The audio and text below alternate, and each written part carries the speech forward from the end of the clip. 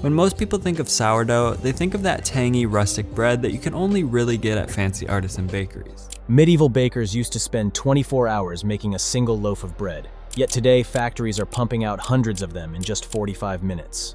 This is why the medieval sourdough was a superfood while modern bread is poison. The bread business. Let's move back to England in 1266. A baker was being dragged through a muddy street on a wooden sledge. His hands were bound, and his face was covered in flour and humiliation. Crowds were angry at him from every direction as he was being dragged through towns like a criminal. His crime?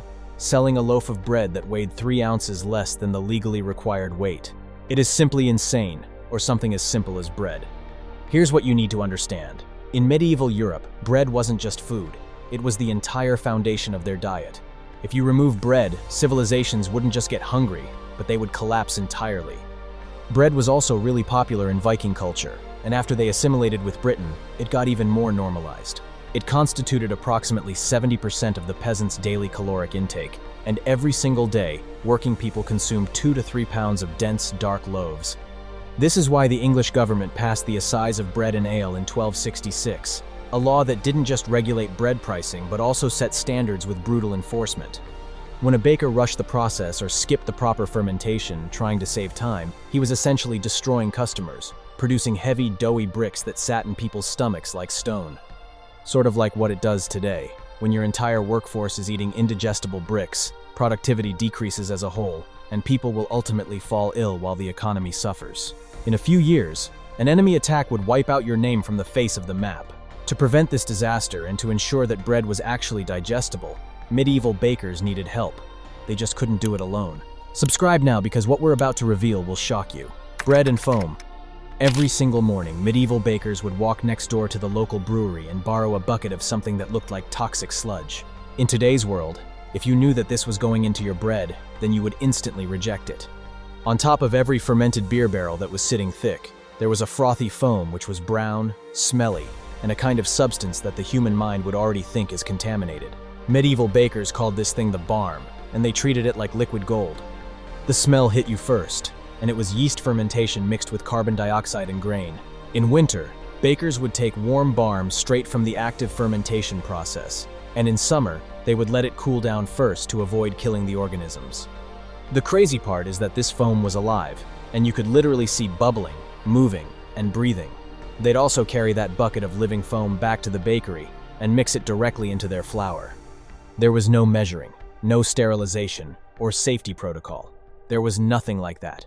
Just raw living foam straight from the brewery into the bread dough. However, what if I say that this disgusting practice was actually super genius? Hidden inside that foam were billions of wild yeast cells and lactobacillus bacteria, which are an entire living ecosystem. When the baker would mix it in the form of flour and water, something amazing would happen. The yeast would start consuming all the sugars in the flour, producing carbon dioxide gas that made the dough rise. That's the part that everyone knows about. However, the lactobacillus bacteria were also doing something more important, something that even medieval bakers didn't know was happening. They were disarming a hidden chemical weapon inside yeast itself, and it is a weapon that our body cannot digest. It is something that is still found in today's supermarket industry. The toxin.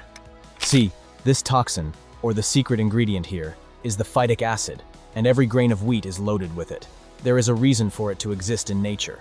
Wheat is literally a seed, and like all other seeds, it doesn't want to be eaten. It wants to survive long enough in order to become a plant.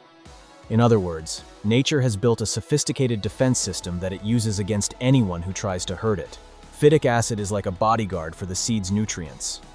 When you eat wheat containing phytic acid, this compound binds to essential minerals like iron, zinc, magnesium, and calcium, and then locks them up.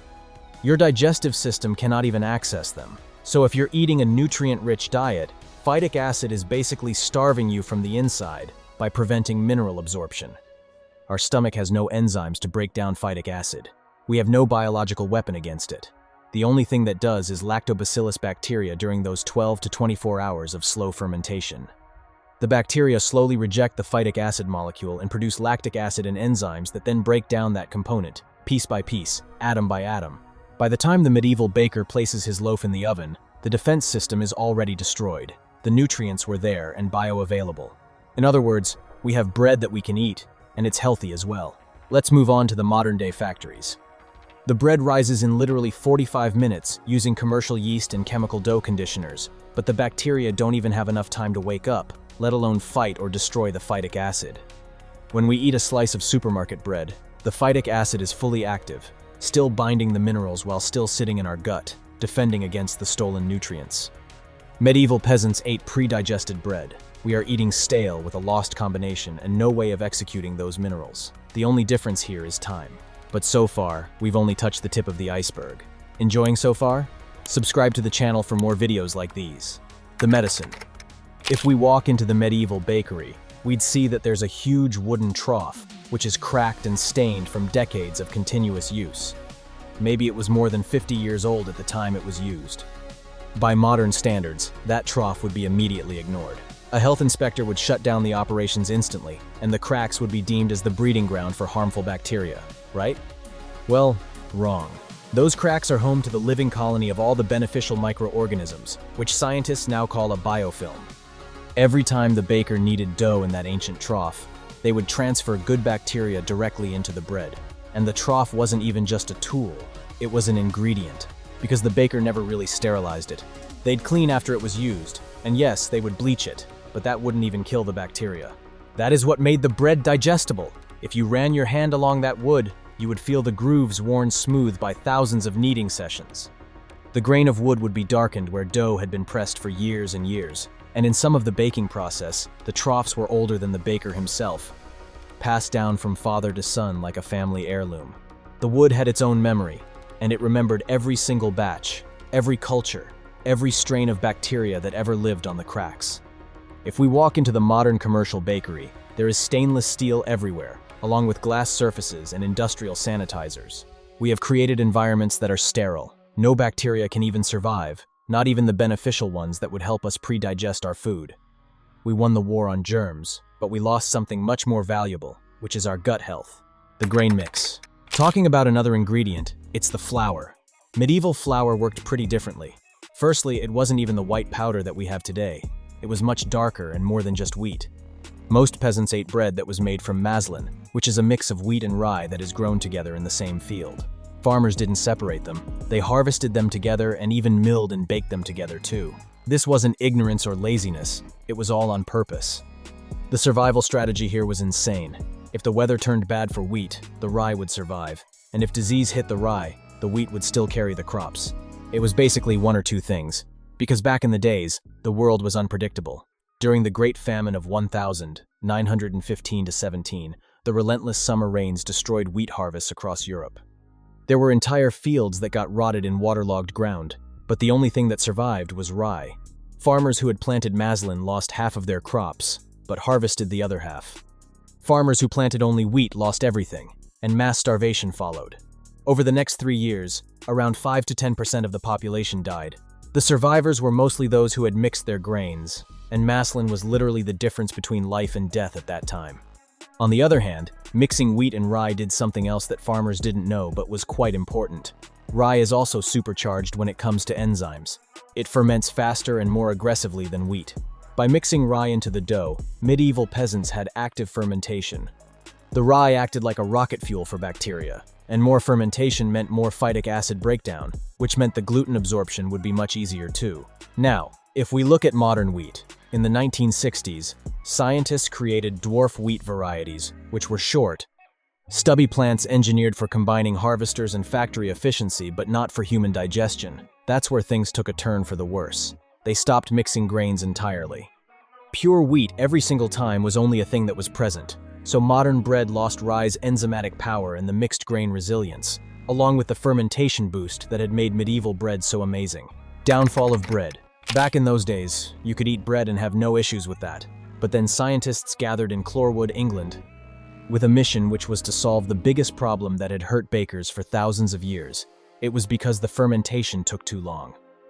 24 hours from flour to finish a loaf was basically unacceptable.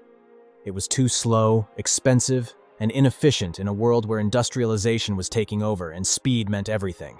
They invented a process that would change bread forever. The Clorwood bread process used industrial mixers so violent that they didn't even need dough. They beat it into submission forcefully, with the most unnatural way possible. They would even add the chemical dough conditioner, which was added with excessive yeast and solid fats, which makes them skip fermentation entirely from raw flour to a plastic-wrapped loaf. It took only 3 hours. Nowadays, it takes only 45 minutes for the bread to be done. When this process hit factories, profits exploded, and bakeries could use cheaper, lower-protein wheat that traditional bakers wouldn't even work with. They could produce thousands of loaves per hour instead of hundreds. In the UK, the Clorwood bread captured 80% of the market within a few years. Medieval bread, on the other hand, was naturally acidic. The bacteria produced lactic acid during a fermentation process. That acid prevented mold growth, and medieval loaves could sit on shelves for weeks without even spoiling. They had built an immune system, but Clorwood bread, or the bread that we know today, is the worst form of bread that we could eat. Would you eat medieval bread if you got the chance today? Let us know in the comments down below, and if you enjoyed the video, please subscribe to the channel for more content like this.